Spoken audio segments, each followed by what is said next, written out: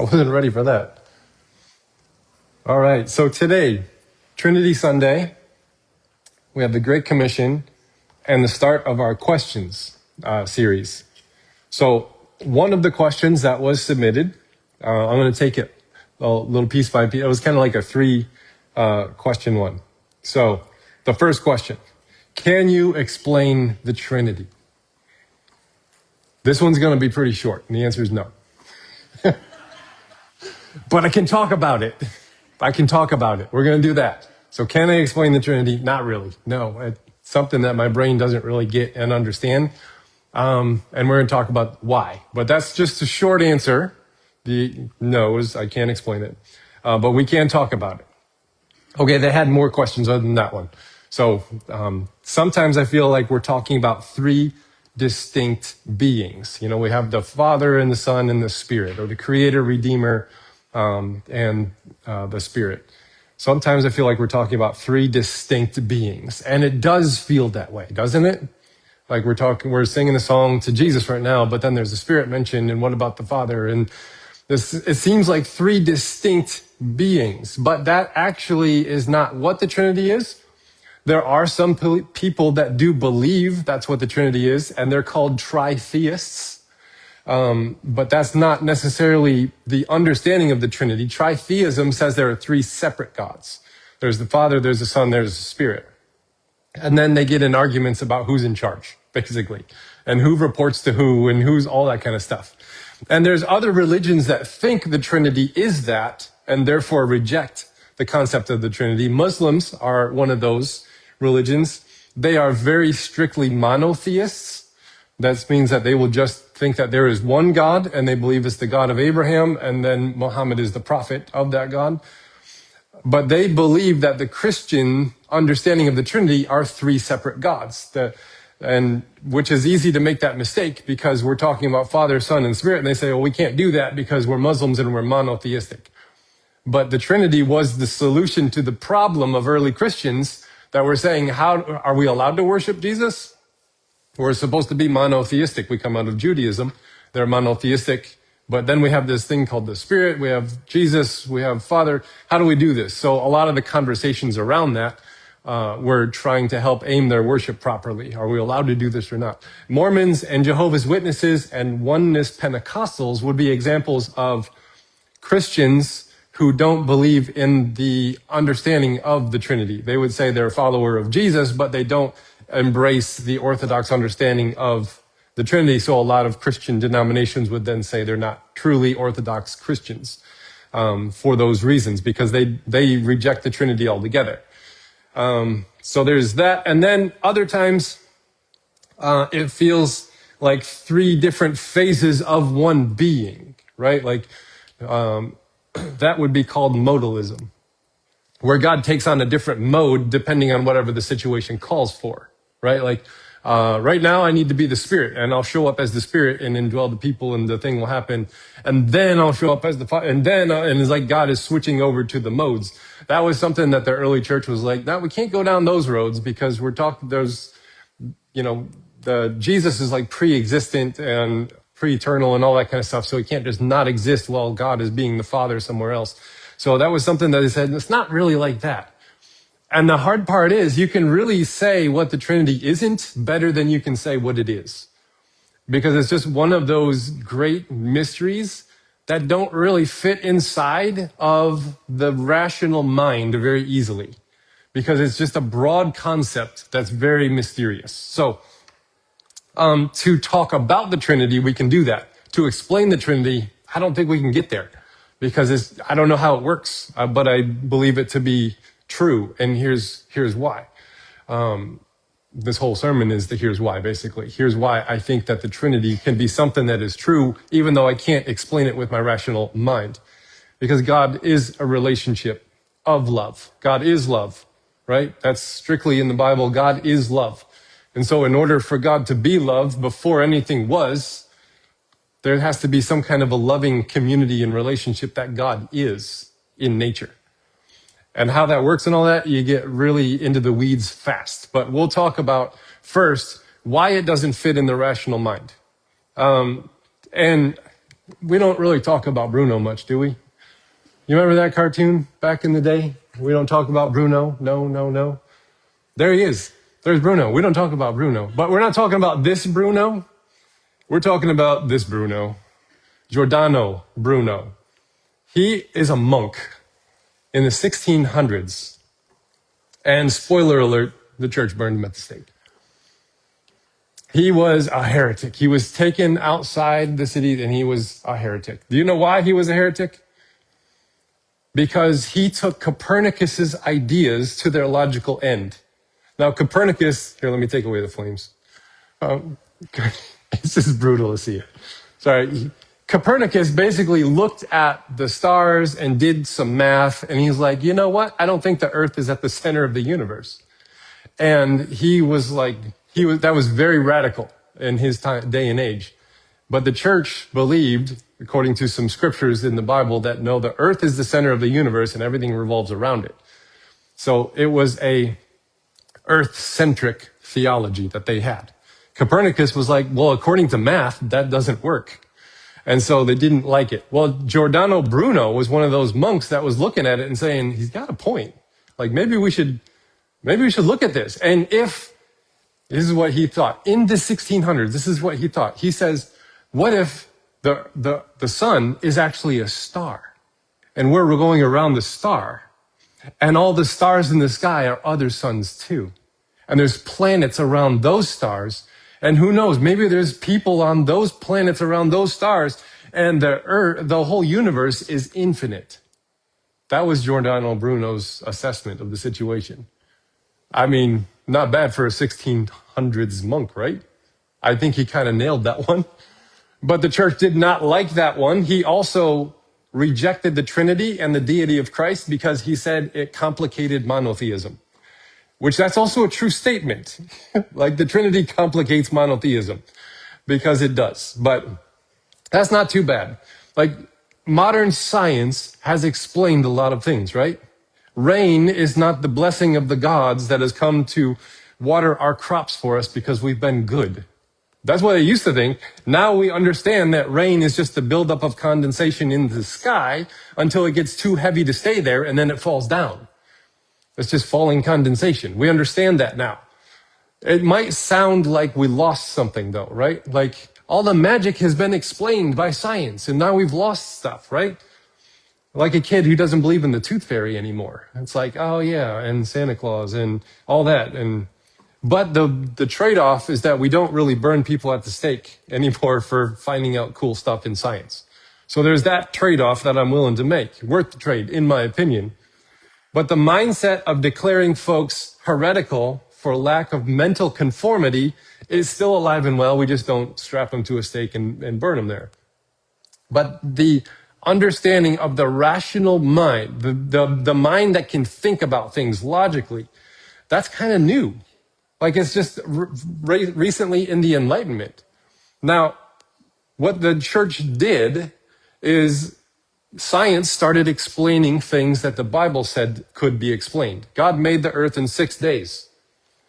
Now, Bible says it, I believe it, or there it is. Like there's that bumper sticker, right? Like it doesn't matter what science tells me, the Bible said it this way, and so therefore, I'm just going to believe that instead of the science. And so I grew up with Christian science, biblical science. I had science books that didn't have evolution in it. I was like not allowed to read that stuff because that was heretical, right?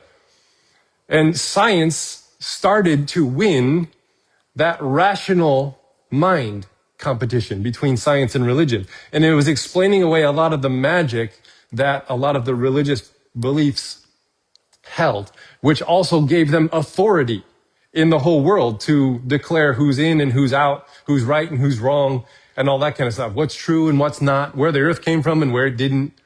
And so the church has been losing its authority in that rational space for a long time since science has stepped up with, thanks to, not Kevin Bacon, Sir Francis Bacon, that's who it was, and the scientific method back in the 1600s, came up with the scientific method. Let's try and figure out what's true. So the church has always had a hard time keeping up with new developments, all the way back to like Copernicus saying the earth is not the center of the solar system, and the church saying we're going to burn people at the stake for that. We've had a hard time adjusting ourselves because we've been the ones in authority. But now science is kind of taking all that rational stuff and owning it. And instead of adjusting itself in the 1920s, the church kind of doubled down on the rational space and said, no, we still have the authority to say what is true and what is not. And this thing called fundamentalism emerged in the United States, opposing kind of scientific thought and teaching evolution in schools. There was a big court case in Tennessee about that back in the day. And they kind of rejected science in favor of, and then they put the word biblical in front of things, used that as an adjective. Biblical science, rejection of evolution. Flat earthers are still in that club of, well, the Bible says the earth is flat. So therefore the earth is flat and everything else is a conspiracy. Like that's a thing that's still happening. Modern medicine. Some religious folks are like, we cannot take any modern medicine and go anywhere because God's the healer and not, like all this stuff is kind of there still. And they shoved all the knowledge into the rational mind and claimed authority over it, and then just put the adjective biblical in front of it and says, no, this is the true one because we put the word biblical on the front. Biblical marriage, biblical finances, biblical parenting, biblical whatever. You put biblical in front of it, and then all of a sudden you have a market to sell Bible studies to people. And I'm not saying that it's wrong to do that. I'm just saying it's a way of claiming an authority. But it's not necessarily, the Bible doesn't tell us how to operate inside of capitalism because that wasn't invented until like 1700s or something, right? Like, so there is no one biblical way to do a lot of things, but you can put together rational thoughts, put the word biblical in front of it, use Bible verses, and then explain things that way. And that's a response to the rational, like losing the rational arguments out in the public sphere. But the thing is, when it comes to the Trinity, the rational space just doesn't work. It all breaks down, and then we don't know what to do with it because we're used to thinking in the rational mind so often. But authentic conversion is not about conformity, but about an encounter. And so the rational box isn't the only way to think about things. It's a good way to think about things. There's a scientific way to think about things. I love science. I'm a nerd. You all know I'm a nerd. Thank you for letting me nerd out on you sometimes. But it's not the only thing that can explain. Like, what is love? Baby, don't hurt me. Sorry, that's a joke. But what is beauty? What is art? What, you know, that lands inside of like philosophy realms and stuff like that. So that's not necessarily inside of the scientific, logic, rational thinking mind. I look at an art piece and I'm like, I like that. Why do I like that? I don't really know. I can't explain it, you know, but I love icons, you know, I got an icon down here, the Trinity on the cross. I love icons. It's one of those things and I really can't explain why. They're just really interesting. But here's the thing that we need to adjust for as a church in like a national global realm is the rate of change happening right now. The discoveries that are happening right now are outpacing our ability to claim authority over them. Even just the last 100 years of understanding of the universe has changed. Like we didn't even think there were more galaxies than ours until 1920s when a man named Hubble aimed his telescopes out at a nebula and applied a mathematical formula that some lady came up with. Swan Leavitt was her name. And he was like, that's outside of our galaxy. It was Andromeda Galaxy. And we didn't know it was another galaxy until 100 years ago. So the amount of things we're learning, the discoveries that are happening are outpacing the church's ability to claim authority over it in the rational space. And so we can't go backwards to an uninformed place. We can't slow down the discoveries that are happening, and we can't claim authority over all of them that are happening and say, we'll explain it biblically. But here's the thing, we don't have to do any of that. The church thinks it needs to do that in order to maintain its sense of authority over the whole world and tell people who's right and wrong and true and not and all that.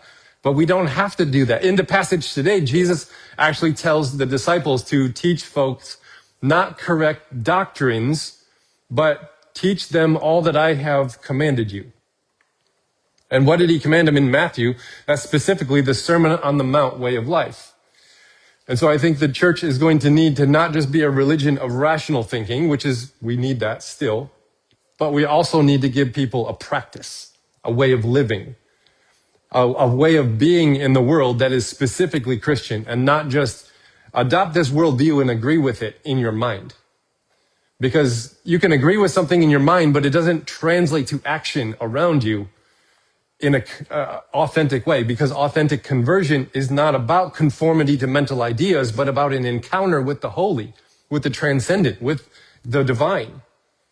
And so this Sermon on the Mount way of life, that's what Jesus wanted his followers to then go and replicate all over the world, not just rational thinking. Not all the doctrines and social stances and political persuasions that we're warring over these days. We don't need to save the world. We need to just teach people how to live the Sermon on the Mount, and that is enough, because that's what the Great Commission is all about. And so that passage there, the word unorthodox, you ever heard that word? Well, that's a really unorthodox way of doing that. It means a departure from the normal, usual, traditional, and accepted way of doing something or thinking of something. And then the word orthodox is defined as conforming to what is generally or traditionally accepted as right or true or established and approved. That's kind of it. Some unorthodox beliefs eventually become orthodox, though. That's a really interesting thing, like the sun being the center of our solar system. That was unorthodox for a little while. And then it worked its way and is like, well, actually, we're wrong. Fun fact, the Catholic Church issued an apology to Galileo, who was imprisoned for believing that the sun was the center of our solar system. He was put under house arrest and claimed a heretic. And if he recanted, he wouldn't be burned at the stake. So he recanted because he didn't want to be burned at the stake. But on his way out, he was like, we're still not the center, though, and just kind of like said it under his breath, but then he was put under house arrest. The Catholic Church issued an apology for him. That was back in 14-something. The apology was issued in 1994, I think it was, 95, somewhere in there. Took about 400 years for them to be like, and the apology was funny. It's like, we were wrong, but we had the right intentions. I was like, all right, you go.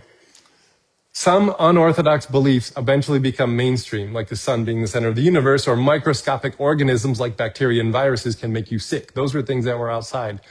But time tested those beliefs and they endured. Other orthodox beliefs were discarded, like bleeding patients who were sick as a way of getting rid of bad blood. Sorry, George Washington. He was a victim of that one. There is a battle constantly throughout all of human history between conserving and progressing. And that is a very tangible thing throughout all of human history. There are things that some groups are holding on to. We need to conserve this. And then there are things that people are striving for and saying we need to progress into this. And hence we have conservatives and progressives that battle each other over those two issues. And it comes to mean different things in different spheres, but that's technically what they're supposed to mean. Conservatives want to conserve something, progressives want to progress into something. And there's always that tension back and forth. Now, there's a thing that we have called nostalgia that I think conservatives can get stuck in. They don't want to conserve anything so much they want to go back to something about when it was the good old days, right? Like, it's like, oh, if we could just go back to that time. And we all feel that as some, but for me, it was like the 1990s. For some of you, you're like, no, farther, like, keep going. Summer of the 60s, that'd be great. Some of you was like, no, how about let's go back to the 40s or that time of your life is not really about when everything was great, but it was about when we were ignorant about the things that weren't so great. And so I think that nostalgia is kind of steeped in this naivety about the complexity of life. And we want to go back to a time, not when things were great, not when things were good, but when we were naive about things enough to say, oh, this was amazing, right? Like the problem is the moment for everyone is going to change. And we won't be aware of some of the abuses we want to step back into that we may have progressed out of. Like, you can look back on 19th century stuff, and say, I want to go back to that. But people of color are like, please no. Like, we were enslaved. Like, we had Jim Crow. We weren't allowed to buy houses. Can we not go back to there? But some of us who didn't experience that kind of abuse were like, yeah, I remember back in the day, that was good stuff, And it could be a true statement for you. But then someone of color, like, no. We might think fondly of the 1800s and the pioneer spirit and like that whole Little House on the Prairie vibe kind of stuff. It's like, oh, that was cool, right? But then the indigenous people who had to walk the Trail of Tears and endure genocide and have division of families and colonization, they're like, please no, let's not go back to that, right? There's this thing about progressing forward and conserving things. We don't long for a time. We long for a state of that comforting naivety when we didn't know things were not so great, when we were ignorant to that. And so when we think about orthodoxy within a religious context, we can make the mistake of a theological nostalgia, where it's like, oh, remember when we had authority to tell people what was true and not? Do you remember when we could just like open the doors? There was actually a church growth method back in the 1800s where they installed lights in all the public buildings, including churches. They would turn on lights in the church and people would be like, oh, something's happened. They would come in the doors. And so having electricity was an outreach thing. And so they started evening services. Oh, they got crazy, I know. They started evening services on Sundays because it would draw more people in. It was like, oh, the lights are on, let's go see what's going on. And people would show up. And then they started to do like this midweek stuff. Like, let's also do that again on Wednesday. And so if you've ever seen or heard of a church or been a part of a church that had Sunday morning, Sunday night, and Wednesday services, there you go. That's why. Because when they invented electricity, it was a good idea to do that. And now they just keep doing it. They're like, it's a theological nostalgia. They want to go back to a time when they had authority. They can say, show up, and people did. They can say, don't believe this, and they wouldn't. Or do believe this, and then they would, right? Like, they want to have that.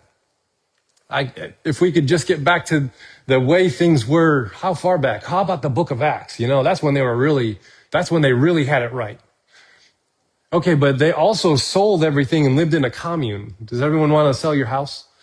Let's all live together in a commune together somewhere, and someone's responsibility. Like that doesn't sound very cool for some of you are like hippies, and you're like, yeah, let's do that. Some of you are not there, right? But that's what they did in the book of Acts. They shared everything in common. They didn't really own anything. They just like, let's sell everything and have this big pot, and we'll all pull from the pot and live out of this as a community, right? Like, but is God done speaking? Like God spoke in the book of Acts and we're all done now, and now just maintain that, right? Is God done leading us? Is God done developing us? I don't think so. The doctrine of the Trinity tells us that God is not a static reality to be comprehended and then protected and maintained, but a relationship to be known and experienced. And that's why the rational mind can't get it. The rational mind can't put that understanding in our brains. It's like, well, why do you love your spouse or your partner?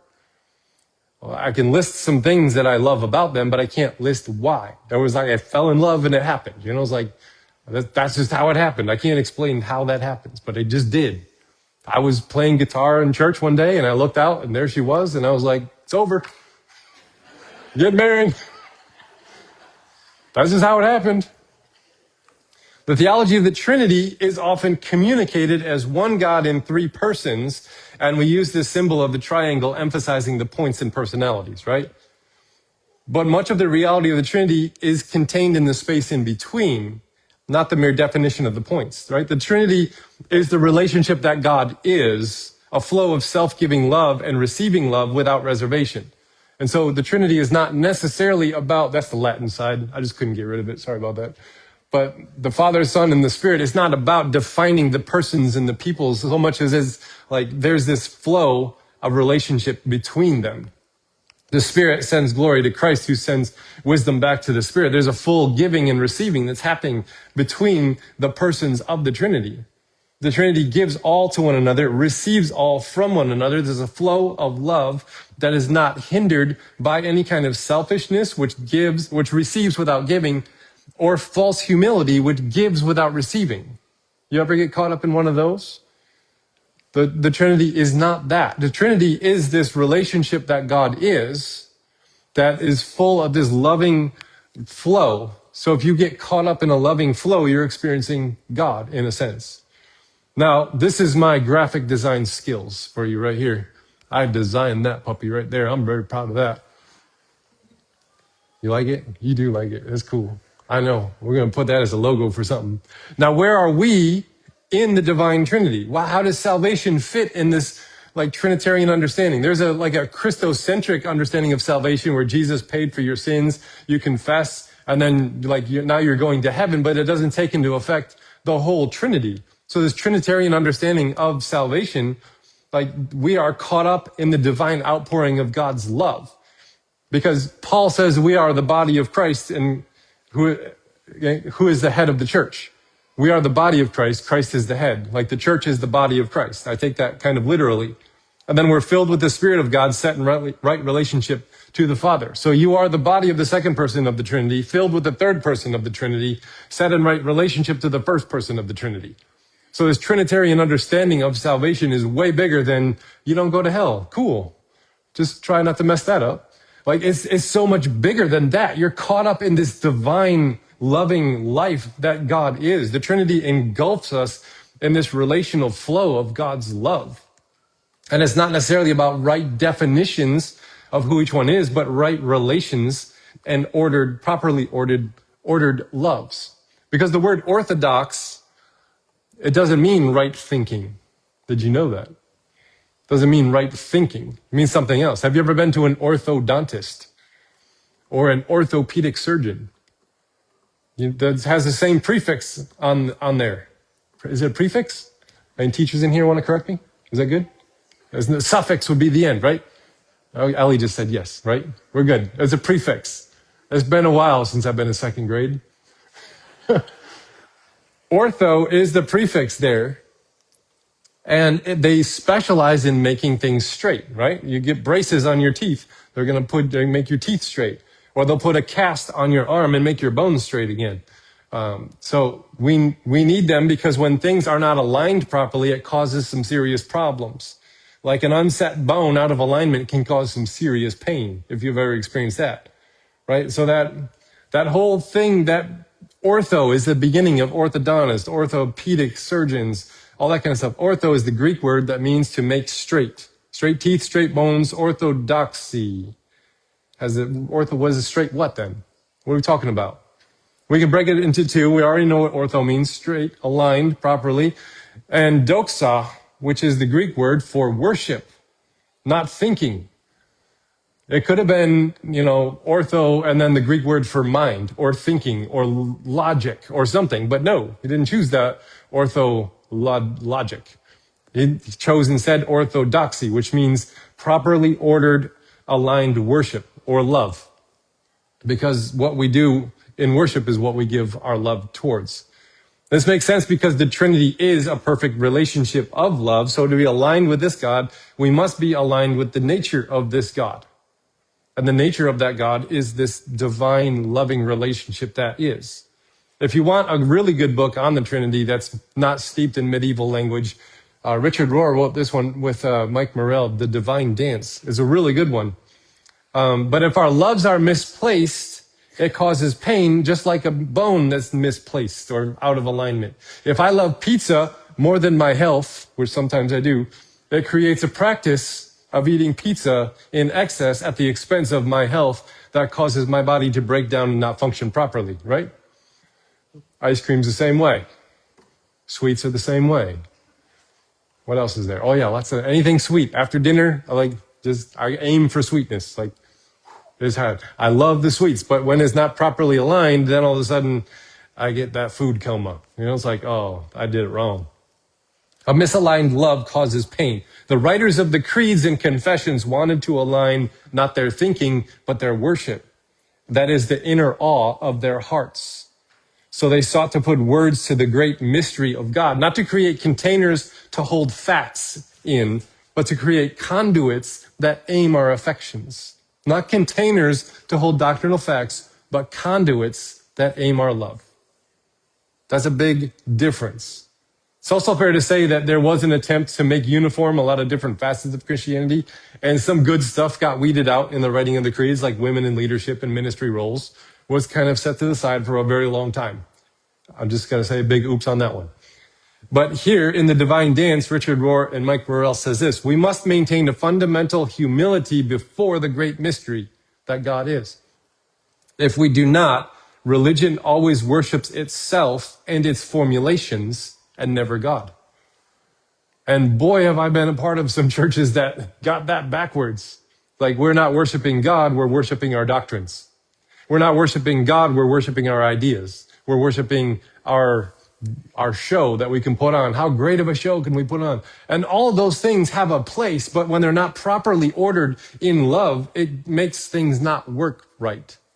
And so we need to have this humility before the great mystery that God is, and just say, I don't know how it works, but I can say that it's true because I've experienced it when I fell in love. Or when I saw that piece of art and it was just amazing and I got caught up in awe and beauty and transcendence. If you've ever got caught up in awe, beauty, or transcendence, you've experienced the divine love that God is, because that's what God is that flow between each other. Is not about the points so much as it is about the space in between. They go on to say this. Knowing without loving is frankly dangerous for the soul and for society. You'll critique most everything you encounter and even have the hubris, which is pride, to call this mode of reflexive cynicism thinking. Whereas it's really your ego's narcissistic reaction to the moment. You'll position things too quickly as inferior or superior, with me or against me, and most of the time, you'll be wrong. Ouch, I have been there. I'll just make that confession. I have been there. When we let ideas about God rule the day instead of love for God, then those ideas become weapons against people who have different ones than us. And it's not about converting people with proper ideas. Giving them good ideas is great, but it's more of about like helping them encounter the divine that God is. When faith turns violent, manipulative, oppressive, abusive, then we have utterly abandoned the faith itself and baptized the world's values in biblical values with a fancy religious vocabulary. And it's deadly, and it's killing the modern day church, and young people are walking away from it in record-setting numbers. So what are we going to do about that? I think it's essential for orthodoxy that we learn to love well, even to the point of loving our enemies. And for this, I think we can turn to Martin Luther King Jr. for modern wisdom and direction. He put his money where his mouth was. And he said this, through violence, you may murder the hater, but you do not murder hate. In fact, violence merely increases hate. So it goes, returning violence for violence multiplies violence, adding deeper darkness to a night already devoid of stars. Darkness cannot drive out darkness. Only light can do that. Hate cannot drive out hate. Only love can do that. The beauty of nonviolence is that in its own way and in its own time, it seeks to break the chain reaction of evil. And this is how God heals the world. Not through spreading all the correct ideas, because let's be honest, those change, but through the power of love and God's love. So that's why I can't really explain the Trinity, because it's too big for the rational mind to go inside of. And so we have to baptize our rational mind into the great mystery that is the Trinity and adopt humility and say, I don't know how this works, but I know that there is some transcendent loving flow that God is that I can get caught up in. And when we aim that towards the people around us and our communities and our church life here, then we're caught up in that loving flow that God is. Then we're truly loving our neighbor as ourselves. And so it's more about that properly aligned worship and love than it is about correct doctrinal adherence and conformity to it. And so Trinity Sunday is that great mystery. And it's the doorway into ordinary time that tells us we're on a mission, not to go and try and colonize people's minds and call it evangelism, but to go out and love people well, meet them where they are, give them what they need in that moment, and let God do the rest. Let me read our benediction for the day. It is, it's a poem by Malcolm Guite, but it's not one of his psalms. This is called Trinity Sunday, and he wrote it for Trinity Sunday. And I really like it, so let's read this one. In the beginning, not in time or space, but in the quick before both space and time, in life, in love, in co-inherent grace, in three, in one, and one in three, in rhyme, in music, in the whole creation story, in his own image, his imagination, the triune poet makes us for his glory and makes us each the other's inspiration. He calls us out of darkness, chaos, chance to improvise a music of our own, to sing the chord that calls us to the dance, 3 notes resounding from a single tone, to sing the end in whom we all begin, our God beyond, beside us, and within. That was Trinity Sunday by Malcolm Guite. Amen.